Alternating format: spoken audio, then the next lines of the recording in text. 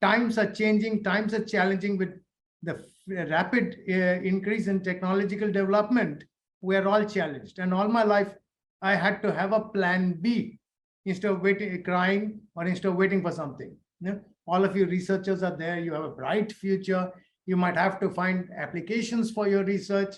You might have to find new markets for your research. So all of us are affected. I'm a senior professor. I've been teaching for only 38 years.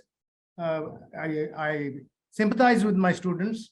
Kiran Ghosh is in microbiology at Nestle Corporation. She was an MBA topper in the national exam in the United States, the Peregrine MBA exam.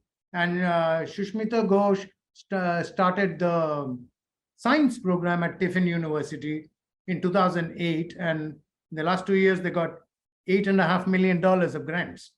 So we put our minds together because what's happening is affecting everybody. Right? So we know that, and it's becoming very difficult both for employers and employees. Right? And you're hearing a lot of what I'm saying, right, is US based. But what is US based and what is Mumbai based is not very different. Okay, maybe a few weeks here and there or a different name. So a lot in this generations, the employees, we see a lot of quiet quitting. It's basically giving attendance, just do the basic work, but no motivation to excel. Great resignation. Younger generation is just quitting the job, saying, okay, I'll do something else. I don't like this.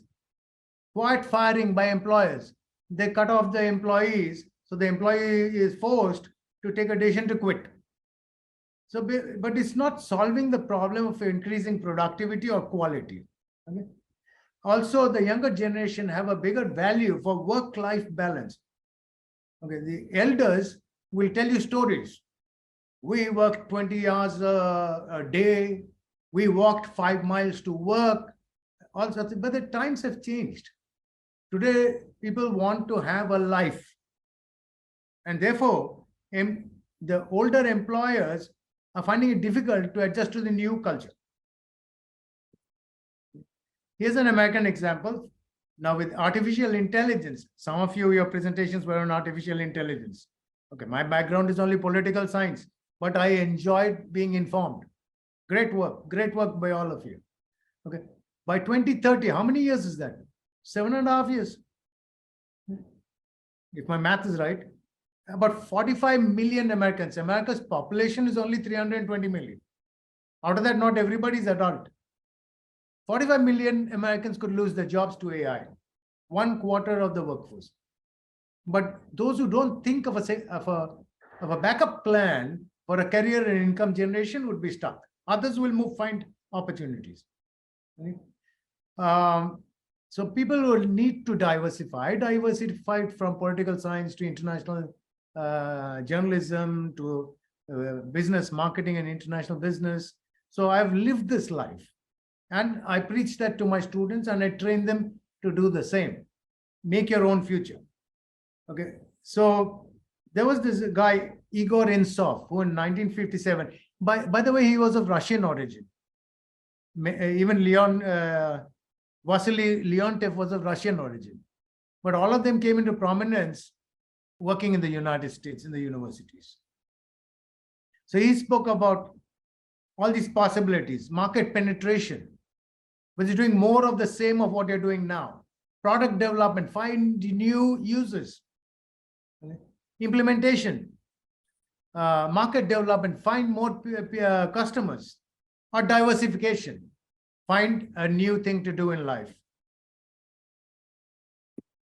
Now, Raymond Vernon, who also had some Soviet background, he changed his name.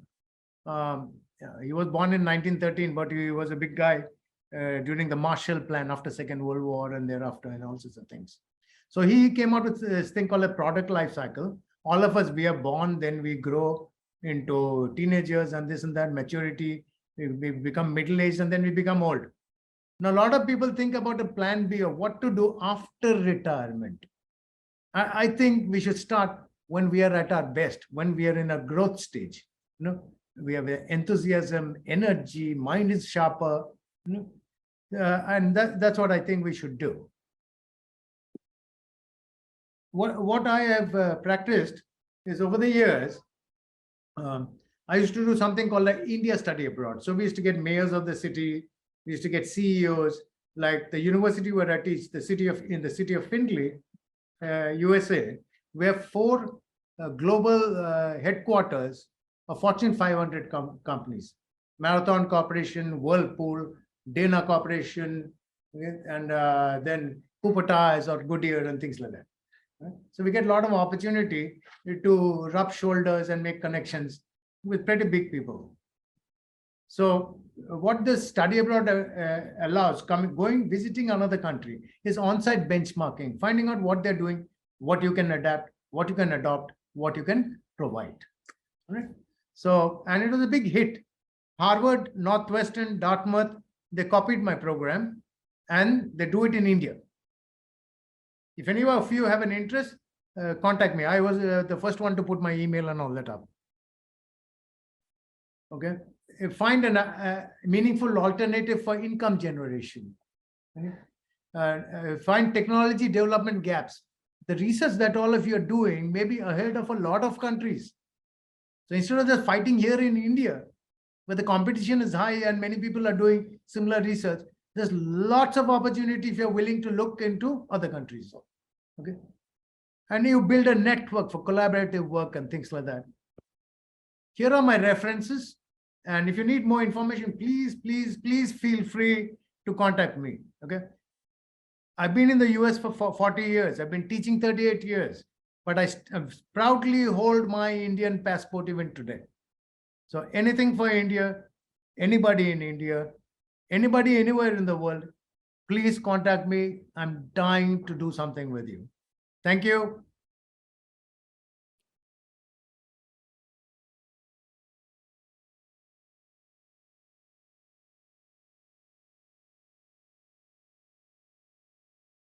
Hello, everyone. Good afternoon. My subject today is Sir Percy Cox and his role in shaping in the Middle East.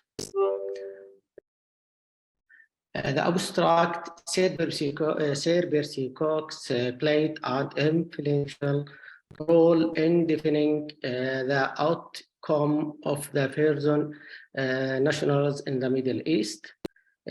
He protecting Britain and Wilbur throughout the 19th and 20th century have great competence in the different language of the Gulf region. Aim of the article explores the role of the Sir Percy Cox in the Middle East, focuses on the Persian positions that he assigned in the different countries, including Muscat, Mesopotamia, Iraq, and Kuwait. Introduction. Percy Cox, born in 1864, Cox gained and public education and then trained at the Royal Military Academy in the Sandhurst. Sir Percy Cox was a British officer who had a significant role in the defining Britain presence in the Middle East during the 20th century. Cox set a clean record in the Middle East as he dedicated a significant part of his personal and professional life to providing service that defended Britain's supremacy in the Persian Gulf.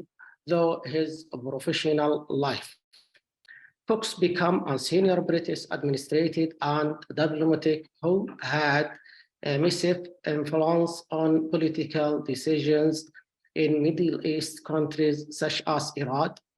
He played a pivotal role in the political environment of the Gulf and in ensuring political road in the region. Methodology.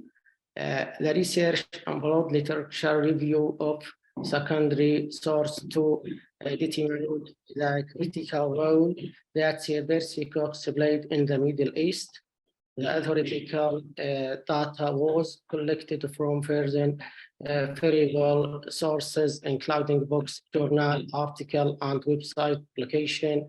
The review of secondary research throughout the paper helps in the understanding and critically analyzing previously research on the importance of cooks in the shaping in the Middle East. Literature review Britain, Indian, and the Middle East. The question of Britain employment in the Middle East has been prominent since in the honest of Britain role in the Indian and during the leadership of the Lord Curzon. Britain position in the Persian Gulf was assigned by other European powers such as France and Russia with the much injury. The Indian government opted to extend the authority of the Britain in the Persian Gulf and offer the Arabian state radically. Jupiter is the biggest plan of them all. Therefore, through the course of the 19th century and in the early 20th century, the Britain began accelerated all the informed form of domains in the an attempt to force the Persian Gulf into embracing the political and economic goals which were set in London. Two ideas of the Persian Gulf started exciting as in single geopolitical until emerged for the events of the period. During the 19th and early 20th century, the Middle Eastern states were significant regional power as they had large population and an extensive history of the diplomatic relation with the greater European powers.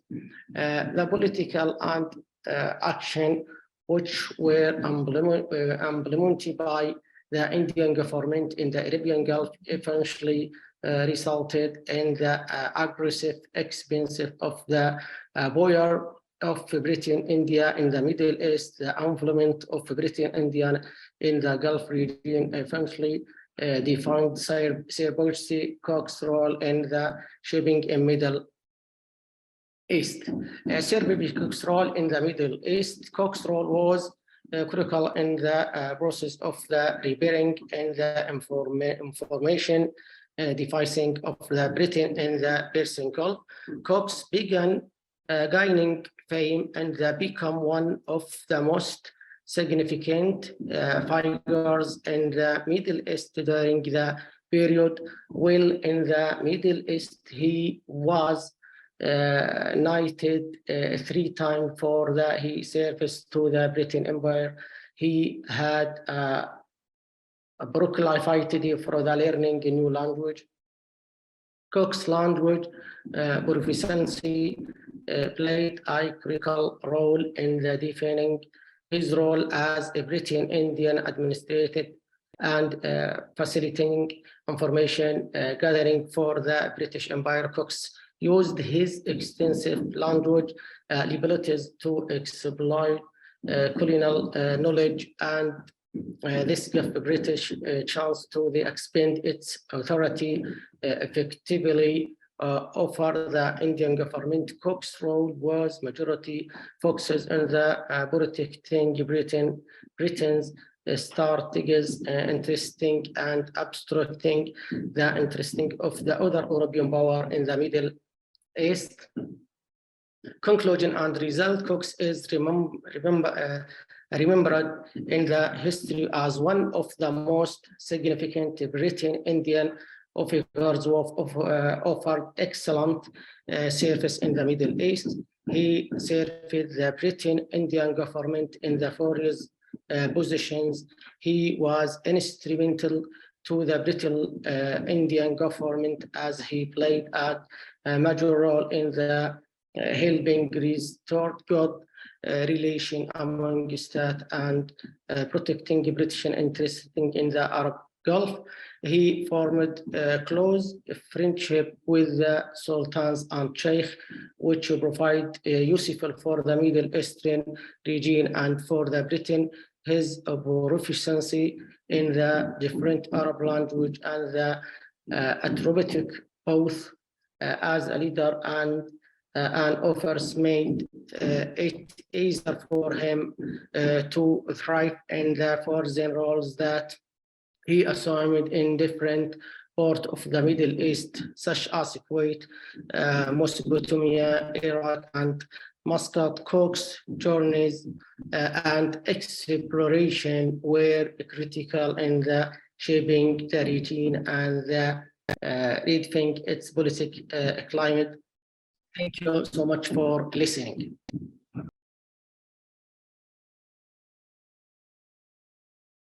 And I am the conductor from KIT University, sir, and I will likely to present on the topic of slope stability study using various methods and software available. This is my and my co-authors are scientists Arunan Paul, Avik Maiti, and Thomas Halder, and Devasis Chakraborty. I am from electronics engineering. This is my content, which consists of introduction, software in use, material and method, methodology, result, discussion, conclusion, and references. Firstly, I will highlight in the mining industry, the slope failure are an invertible characteristic of good evacuation slope design. The geographical engineers has evolved a slope stability swiftly and accurate with less susceptibility to distinct or any other threat in the field. The most common and the popular approach for the slope stability software use kinematics. The finite element method uses the method of the strength reduction method and the limit equilibrium using 3D and 2D model. The recent development of the limit equilibrium and FEM has helped in the process of the slope design. The FEM over the limit equilibrium is that the failure mode or the surface need not really decide beforehand. It can be assigned simultaneously. We have used several softwares. The firstly, we will highlight the software known as GeoStudio. It is used for the exclusive monitoring project. It is provide various tools such as copy-paste, geometric items, importing coordinates. It also provides the visualization tools such as the counter plot, interactive data query, and the graphing. The second tools, which are known as the Flaxis 3D Search 2D. The Flaxis is a leading geometric engineering simulation software which is developed by the Bentley system. It is very simple and give an accurate result. It is an integral model for counterfeiting and the computation, dissipation, and anisotonic behavior of the soil and rock. The third tool which was there, the Geo5. It is a global environment outlook which has a future and developed by the Fine software. It is used for the slope stability and foundation. It is based on the traditional analysis of the FEM model. The slide 3 was developed by the rock science software, which was a 3-dimensional limited equilibrium for the slope stability. The slide included fully 3D version and considering all the analysis aspects, the slide 2D, including the complexity topology, anisotonic material, loading, and the support. James 40 was a geographical manager in 40 dimension, which means it powerful visualization of 3D space with other information like color, size, and space. The material and the methods I will explain one after another so that we can get the clarity on the finite element method. It is used to restoring the spectrum with an expensive or limited number of unknown with a mathematical model. The finite element method approaches the displacement force and the stress field starting from the displacement field. The limit equilibrium, it is a stability of the soil tends to slide down under the influence of gravity and can analyze using limit equilibrium method with 2D and 3D model. The straightforward analysis process towards the stability analyzer can import important insulation into an internal and the risk assisted flow. These are some methods which follow the limit equilibrium. The Bishop simulated method. This approach ignores the shear stress between the horizontal influences of the force. The ordinary method of sizing, which does not employ the iterative method and calculated effects, because the OMS from the manual for variance ensure the resulting meter size force are parallel to the size base. And the third is the Jumbo simplified method, which we have used and which was a best method as per our. For which was the Jumbo created the most simplified, well-defined area from which the simplified and the corrective procedure were derived. The GSM is a iterative method that ignores the shear force between the slides in favor of the interslice normal force. The deep learning models. The convolutional neural network is a successor of the machine learning, where the image classification of the complex operation has been done into two stages: the gathering ground truth before the feeding the data to a neural network, where the first stage is determining stage. The CNN multi-class classification has been done using the convolution layer, which used the kernel application. The kernel was that having some set of matrices which was added, and the software convolution has been done for beta pixels and the mapping of the images. By lowering the resolution features, the polling layer introduces shift interference. Now I have come to the methodology part and how we can develop this model.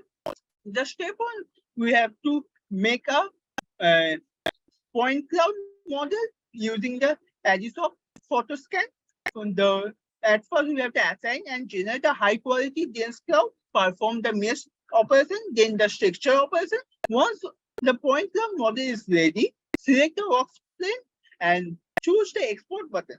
The typically found in the file and the export menu, specify the export format, location, and the file name, and configure the additional setting if required, such as the coordinate system and the precision. Start the export process, and the point cloud will be saved in the specified format. After the setting according to the requirement, we will now explain the step to how we can develop using a MATLAB code. In the step 2, we have to take the similar point cloud model from the Iistem software and to implement in the code for finding the specific region of interest. The third step will import the image to LogScience software. We are using the slide 6. The process for importing the image, we have to go to the file menu, click the import option and import the results. After the importing the picture, we will provide the external boundaries. After the boundaries we have given, we will select the surface option as a circular point and click the auto grid. After choosing the project selection, we will decide we have to do the left to right option or right to left, and we'll use the Jumbo simplified model. These are the code. The first code represents the development of the model, where we have used maze guide, which transfer the vector into a array so that we can analyze it,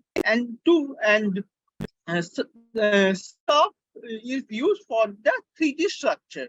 In the second code is used for the finding the cross section of the model, which we have developed in the MATLAB. These are the original image what we have collected from our camera, and the second shows the point cloud model, which has been developed by us in the Iistem photo scan. The give the idea about the point cloud model which we have plotted and found in the MATLAB. The fourth figure shows that the cross-section edges, which, as we have already said, the code 2 has been used here for the development. And the fifth figure shows the factor of safety calculation using the jumbo simplified model. In the log science, we have done, and we have find the factor of safety. We can see here that 2.428 is the highest, and the lowest we have got the 2.395. In discussion section, I would like to highlight the factor of safety. In factor of safety is the possibility of a slope sliding down. It is the calculate as the ratio of the shear stress to the shear stress and the strain ratio and of the sliding surface. The slope stability of the can be changed due to the various factors. It depends upon the soil quality, carbon content, and the various other things. Now I would like to conclude with some important points by highlighting some important points. We have tried to use a free software and we have found the factor of safety. But due to the lack of technological development, we are not getting the perfect result till now. But we have get an approx result. In future, we think this process and the software, with the help of this software, we can solve the geotechnical problem and we can develop this model very fast. As now it takes some few days, but in future we think it will be in few hours and few minutes. All the methods has some advantage and disadvantage. On the basis of this, they are used in different where they are fit for the base. And with the increasing success rate of the neural network, they might be used in the future in all the geotechnical problem can be solved. Our motive is to use this method in our Indian mines in future in the form of pyramid structure. We have provided some references which has helped us to get more knowledge about the slope stability, and thank you for listening to me.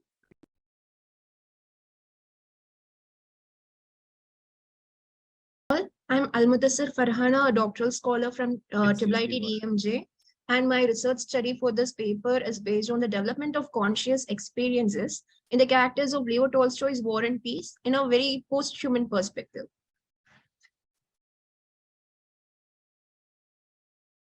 So here I have taken a translated text of Leo Tolstoy's War and Peace, and this text is based on the French invasion on Russia during the timeline of mid 1812 to December of 1812.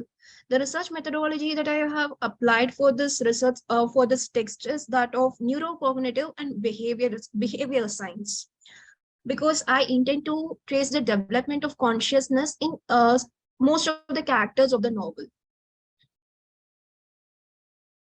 The plot of this text is that it focuses on 4 significant aristocratic families, that is of Bezyukovs, Rostovs, Bolkonskis, and Kuragins, and their interaction with the foreign delegates, diplomats, wartime soldiers, the exploited and devastated peasants, working class people of Russia during the Napoleonic invasion of the Russian Empire from mid to 1812. Basically, the War and Peace is a kind of a literary work which actually traces all the incidents that happened during the French invasion in the Russian Empire. This War and Peace is, in other words, a very semi-autobiographical account of Russia, how it felt when it was invaded. And those aspects are actually traced in War and Peace in terms of these 4 families. Actually, there is one drawback with the War and Peace, that it traces the experiences of the affluent and elite people compared to the people who are of working classes, because they are the ones who are actually much more exploited. But through the perception of these significant aristocratic people, only we are happen to understand how they have viewed the war and how they probably have come in terms with the peace. So here are these 4 families. The first one happens to be Bezyukovs. So the family head of the Bezyukovs is Cyril, who has an illegitimate son called Pierre. And Cyril has a niece called Katisha. She actually takes a look after Cyril for so many years, expecting that one fine day after the death of Cyril, she might be inheriting the wealth of Byzocles. In the other end, there is this another family called Kuragins.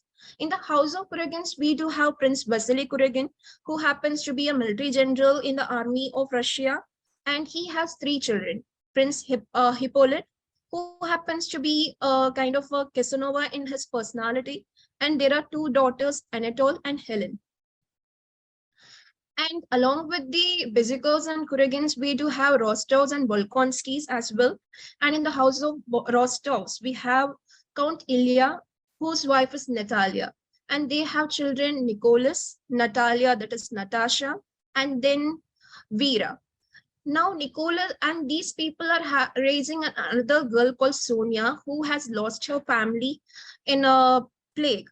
So she is from affluent family, but due to the factor that she was actually orphaned in a very young age, she doesn't inherit any wealth, because of which Rostos actually raise her. During this process, Nicholas and Sonia has a romantic relationship.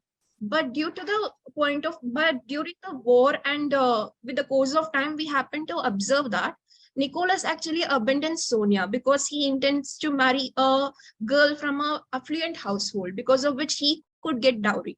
And then there is another family called Bolkonsky. In the entire novel of War and Peace, we see Bolkonskis are the people who are very much in ultra-Orthodox Russian Christians. And here we do have Nicholas, who has a son, Andrew, who is a commander-in-general in the army of Russia. And he has a sister called Mary. She, just like her father, is a very much an ardent believer in Christianity, and she is very much ultra-Orthodox in her personality as well. So here Andrew gets married to Elizabeth, who is also known to be Lizzie. And then there are 2 servants in their household, Tikhon and Alpatish, who takes care of every need of Nicholas. So these are the basic and the most significant characters of the novel, based on whose conscious perception that I'm tracing the entire research study. Here, when Cyril was on deathbed, we could observe in the novel that how Katishe and Vasily were actually plotting and scheming to get the wealth for themselves. So they plot to get rid of Pierre, the illegitimate son of Cyril. Here, the Pierre is in a disadvantageous position, because no matter which timeline we come to, the kind of advantage a legitimate child would have, an illegitimate child would never have that. So from the childhood till the date, Pierre was always going through so much of dishonoring, because he was an illegitimate son of Cyril. And then when Vasily get to understand that he cannot actually get rid of Pierre, he marries his daughter Helen to Pierre, so that Pierre's wealth would be coming to his family. And then he also schemed to marry off his spoiled son Hippolyte to a very ardent Christian girl called Mary, but which eventually didn't happen. Here we happen to see the relationship among the characters. Here, Prince Andrew has always grown in an advantageous position. He comes from a very ardent Christian believing family. At the same time, he was a commander-in-chief in an army. He was having so much of fame and name for himself. But his ideology, his tendency was actually matching with the wavelength of Pierre, who was almost a social outcast. Here in the personal life, Prince Andrew was married to Elizabeth. But during the child labor, she actually died during the process, because of which after so many months and years, Andrew started to court Natalie. Here, they were about to get engaged and get married, but then there was this incident where Natasha was momentarily having a romantic involvement with another man, because of which in the last minute, Andrew called off the engagement and the wedding as well.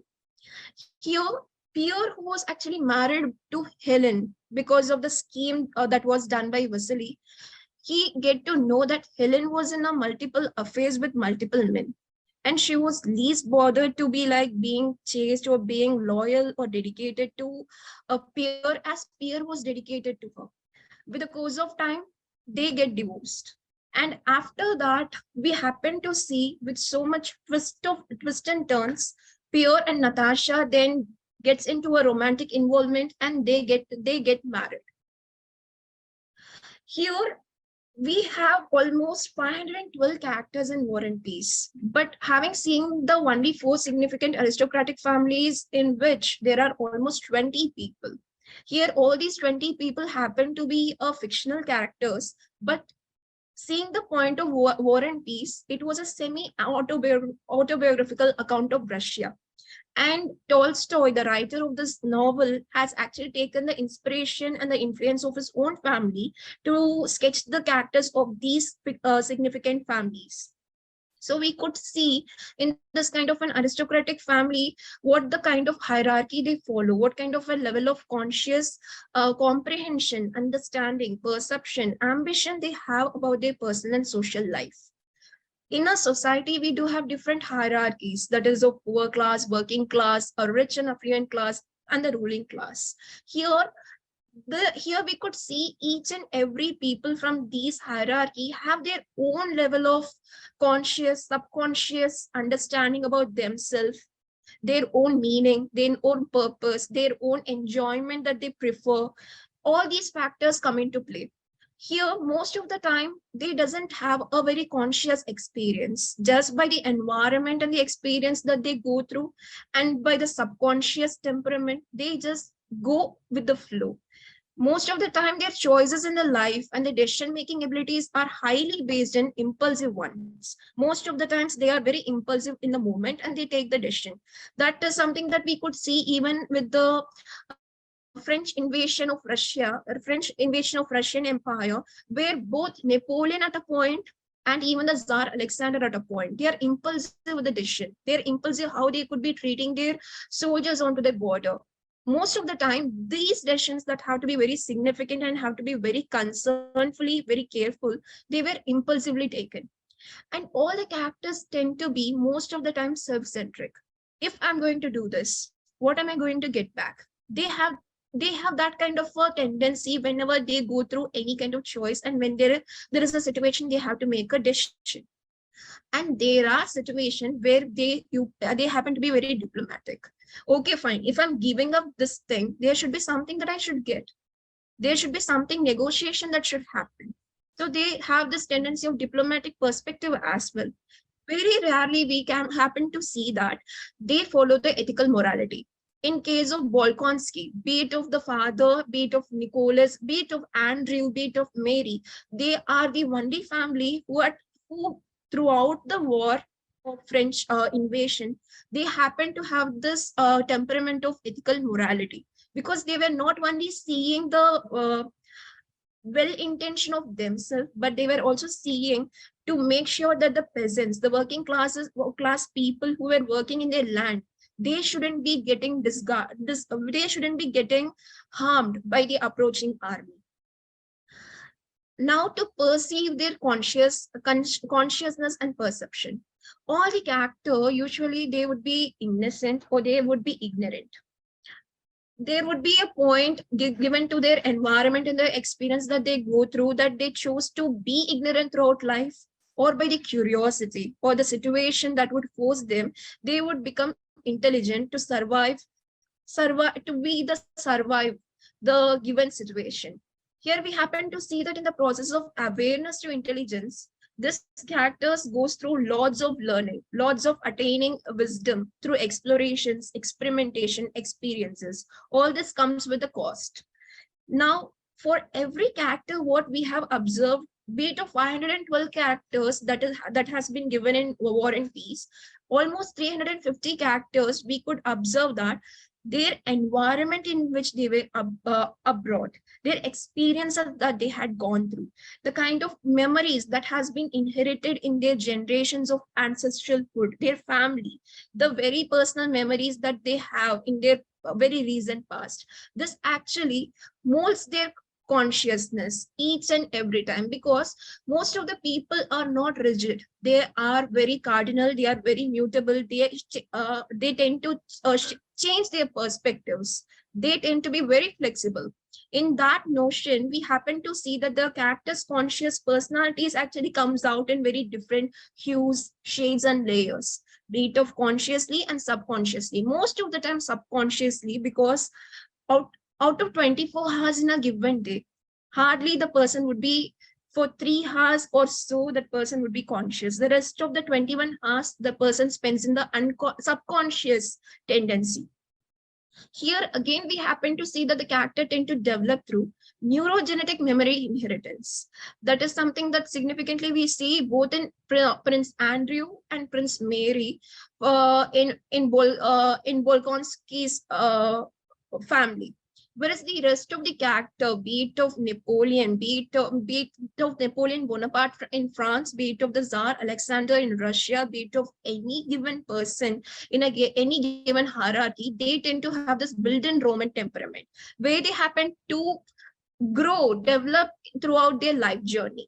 So the scrutiny of characters' conscious awareness, their articulation, their expression, their understanding of the choices that is given in their lifetime, the way they weigh the pros and cons of all the choices and the decisions that they make, actually leads to either the progression, stagnation, and regression in their life.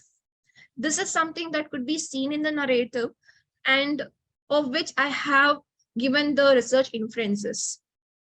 In the progressive tendency, we happen to see the characters happen to be very vibrant and positive. That is, they are very cheerful, optimistic, healing, very forgiving, prosperous, tranquil. They have this sustainable and evolving tendency. They happen to realize the meaning, purpose, the goal, the ambition, everything in their life. And most of the time, they exhibit the virtues. In the given novel, what I could see is only the handful, probably 5 out of 512 characters happen to be the vibrant and positive tendency. The other category of people are in either gray or neutral shade. That is, they are ambiguous. They doesn't know what they want. They are very much built in Roman in development. They go with the flow. They struggle to survive. They are critically aware of the given situation, that this is possible, so I could be okay with it. And their life is constantly in the pursuit of finding meaning and purpose in their life. And they have this equality of virtues and vices. So we could actually categorize these people in gray or neutral. Here, most of the characters actually come under this category. Hello. And the lost category, unfortunately, happens to be the negative and the dark category. Here, given to the generational trauma the person has gone through, or the personal or the past trauma that the person has gone through, the bitter experiences has made the person to be very mistrusting. They become very vulnerable, insecure, unhealed, and damaged individual. They most of the time tend to have these qualities of vices, especially the grudge-seeking, vengeful, who happen to seek revenge, who happen to experience pleasure in seeing the people in pain. So there are certain people that I have seen, observed in this novel War and Peace, who subconsciously and consciously chose to be negative and dark. They are unable to heal their trauma. They are unable to move on.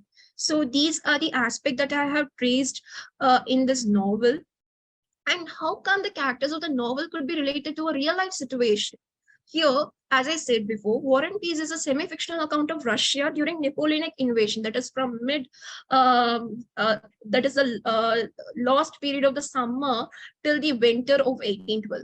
And the very characters of the aristocratic family that has been shown are actually based on Tolstoy family itself. Why I'm saying Tolstoy family itself is like the very point of time when Napoleonic War was going, Tolstoy's father, Count Tolstoy, was a commander-in-general in the army. So whatever the aspect that Russia had been through personally or into the war field, those aspects were very well traced in the War and Peace. And there are 12 books in War and Peace. It happens to be 1225 pages.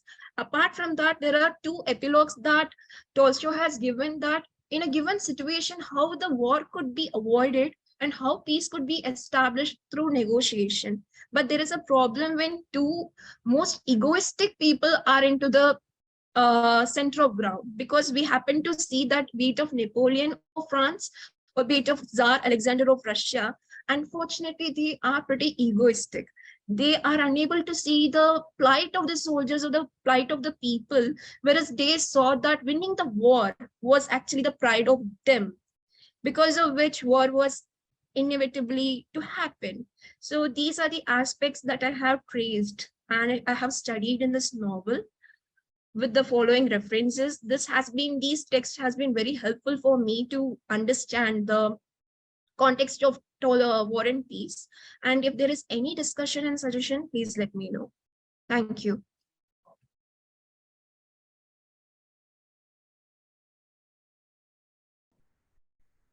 Sir, is it visible to you? Hello. Yes, yes, yes.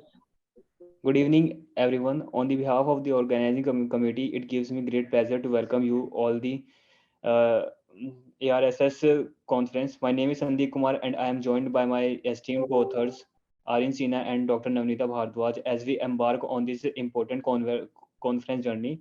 Today, we are presenting on the topic of microbes as biofertilizers for mitigating the challenges of pollution. The theme of our conference revolves around the pivotal role of microbes as biofertilizers in mitigating the challenges posed by pollution.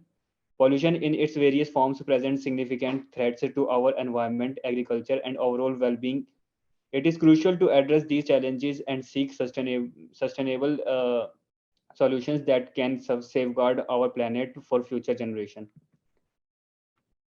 So the objective is to utilize microbial biofertilizers as a means to restore the ecological balance in polluted environments. This can be achieved by focusing on three key aspects: promoting the growth and establishment of beneficial microorganisms, improving soil health, supporting the growth of plants. By focusing on these objectives, we aim to restore the ecological balance in polluted environments, create sustainable ecosystem, and promote the growth of healthy plants. Ultimately, this approach can contribute to the remediation of polluted areas, improve environmental conditions, and support the long-term sustainability of our ecosystem.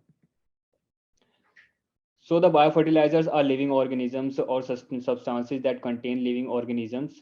They play a significant role in increasing soil fertility and promoting plant growth. These naturally occurring microorganisms are applied to plants and work by enhancing nutrient availability in the rhizosphere, the region surrounding plants' roots. By introducing biofertilizers, we can effectively manage the rhizosphere and improve the nutrients supplied to plants. This method aims to increase the quantity and accessibility of nutrients in the soil, ultimately supporting plants' growth and boosting crop yields. Agriculture is a crucial industry that sustains the global population by providing essential resources, particularly food. In this context, biofertilizers offer a sustainable and environmentally friendly approach to optimize agricultural practices. They harness the power of naturally occurring microorganisms to enhance nutrient uptake by plants, reducing the need for synthetic fertilizers and minimizing the environmental pollution. Biofertilizer harnessing the power of beneficial microorganisms have emerged as a promising alternative to conventional chemical fertilizers. These microbial agents play a vital role in improving soil health, enhancing nutrient availability, and promoting sustainable agriculture practices. By utilizing microbes as biofertilizers, we can mitigate pollution, restore ecological balance, and foster sustainable foods production systems. So, agriculture is entering a new era with the rise of revolutionary microbial biofertilizers. These groundbreaking innovations harness the potential of beneficial microorganisms to transform crop production and tackle the complexities of modern agriculture. Rhizoboost is a standout performer among biofertilizers, revolutionizes soil health and nutrient availability. By forming a symbiotic bond with plant roots, it enhances nutrient uptake and stimulates plant growth, unlocking the soil's untapped potential for a sustainable farming. Say farewell to synthetic nitrogen fertilizers as nitrofix takes a center stage. This exceptional biofertilizer houses specialized nitrogen fixing bacteria, converting atmospheric nitrogen into plant friendly forms, nourishing crops while minimizing environmental harm. Now the farming practices can contribute to various types of pollution, including water pollution, agricultural burning, air pollution, and soil pollution. Water pollution occurs when agricultural runoff carries excessive fertilizers, pesticides, and sediment into water bodies, harming aquatic ecosystems. Agricultural burning, the practice of burning crop residues, releases harmful gases and particulate matter into the air, contributing to air pollution. Air pollution can also result from the use of agricultural machinery, which emits pollutants such as nitrogen oxides and particulate matter. Soil pollution can occur due to the excessive use of chemical fertilizers, pesticides, and herbicides, which can degrade soil quality and harm beneficial soil organisms. Now, the future prospects of biofertilizers are promising as they provide sustainable alternatives to chemical fertilizers. By using biofertilizers, we can reduce environmental pollution and mitigate the negative impact on ecosystems. These natural products also contribute to the restoration of soil fertility and promote the growth of plants. As awareness and demand for eco-friendly practices continue to grow, the adoption of biofertilizers is expected to increase. This shift towards biofertilizers paves the way for a greener and healthier future in agriculture, benefiting both the plant and our well-being. With their numerous advantages, biofertilizers play a vital role in creating a sustainable and environmentally friendly approach to farming. Now, the conclusion: biofertilizers not only provide essential nutrient and enhance the plant defense, but also safeguard against environmental stressors. By combining different biofertilizers, we can further amplify crop yield. However, it is crucial to address challenges related to production, presentation, and scaling, while also raising awareness about their safety. Biofertilizers play a vital role in reducing reliance on harmful chemicals, fostering a greener and safer environment. Continuous research and collaboration are keys to optimizing strains and promoting the adoption of sustainable farming practices. Together, we can mitigate the negative impact of agriculture and pave the way for a healthier and more sustainable future. So here are some references where I take the parts. So thank you, sir. Thank you for your presentation. Please to share your details in the chat box. We will go. We'll have it. We'll take the question When we answers get our last, certificate. Yeah, you will get the certificate. We can take this question and answers at last of them. Sure, sir, sure. Thank you. So, yeah. So can you hear me? Yes, please go ahead, ma'am. Yeah. So our project is a virtual cloud try-on system. So I'm from Rajagiri School of Engineering Technology and currently pursuing my BTech degree. So the main aim of the virtual try-on system is to enable the users to virtually try on clothes, like whenever they're going to a convenience store, there where they can try on clothes. So the purpose and need of a project is that during our current situation, the many people are not conveniently willing to change a dress in the retail shop. So we are implementing this project so that the individual can view the picture of the dress that they want to wear, so that they can be perceived and they're well enough to see the photo that we want to see. So the proposed method is that we want the two cloth of inputs, that is the input cloth image and the image of the person. That so the one is the input person's image and the second one is the image of the cloth that we want to wear. So we are making a merged image so that the output will be our picture with the cloth that we want to wear. So this is the architecture diagram that we have implemented in our project. That is, here we have three inputs basically, that is the target cloth and the target person. Here the target cloth and the target persons. Here the target person is converted into a semantic map using the PSP network. The PSP network means the pyramid scheme passing network. Here that will segment the input person. Segmentation means identifying the head, hands, body, extras. To segment these images, we are using the PSP network. And next we have the target cloth, the cloth where we wish to wear. So this cloth has to be converted to a mask using the unit generator. Here the unit is used to find out the black and white portion. Black defines the background and the white defines the cloth that we want here. Now we have created the semantic map and the cloth mask.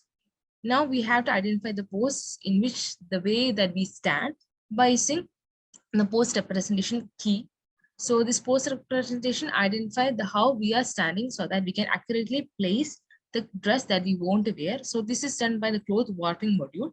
The cloth warping module consists of the pose representation and the predicted cloth mask that we have already created using the unit. Now these two dresses have to be warped to get the warped cloth that warp the cloth. That is the cloth structure that we want to try according to our pose. Now we have the semantic map and the warped cloth. These two are converted to a module called as try-on module. Here try-on module will give the output. That is the photo of our image with the dress that we want to try on. So this helps the person or anyone that who want to wish to try the dress without actually putting them on.